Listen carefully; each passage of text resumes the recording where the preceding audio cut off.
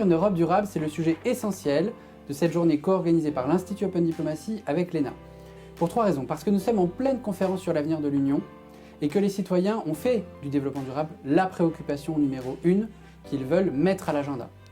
Deuxièmement, parce que nous sommes à la veille de la présidence française de l'Union européenne et que la France a joué un rôle absolument déterminant pour faire de la diplomatie climatique le cœur de la diplomatie européenne.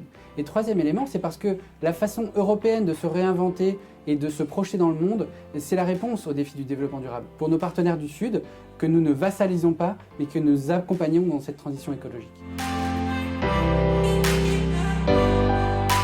Le défi principal de l'Afrique pour faire face au changement climatique, c'est d'abord la prise de conscience.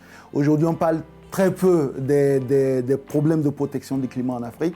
On parle beaucoup plus des questions liées à la précarité. Et donc, tant que la prise de conscience n'est pas là, tant que surtout les jeunes ne comprennent pas que nous devons préserver notre climat, nous devons lutter pour mieux la protéger, on aura un problème. L'Europe a déjà pris beaucoup d'initiatives depuis 2019 avec le Pacte vert pour l'Europe.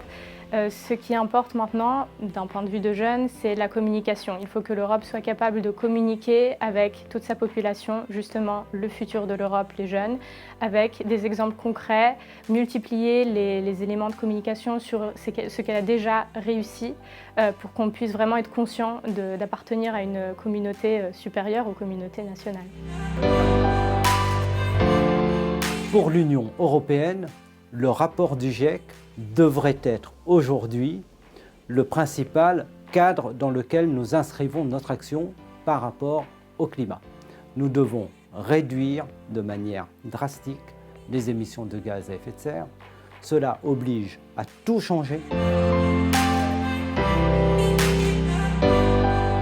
Aujourd'hui, il y a souvent une grande confusion sur les objectifs qu'on veut poursuivre. Le rôle des Nations Unies, c'est de fournir le cap, c'est de donner la boussole qui va permettre aux États de s'orienter, de s'organiser et de coopérer. S'il n'y avait pas les Nations Unies, on serait dans une sorte de chaos face à un problème qui, à l'évidence, ne peut être réglé que de façon globale.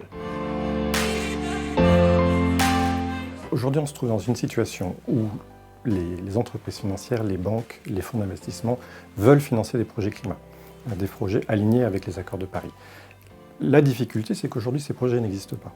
Donc il est important que les entreprises du secteur réel, les entreprises non financières, s'alignent avec les objectifs climat très rapidement pour bénéficier de ces financements et permettre que l'ensemble du système soit aligné.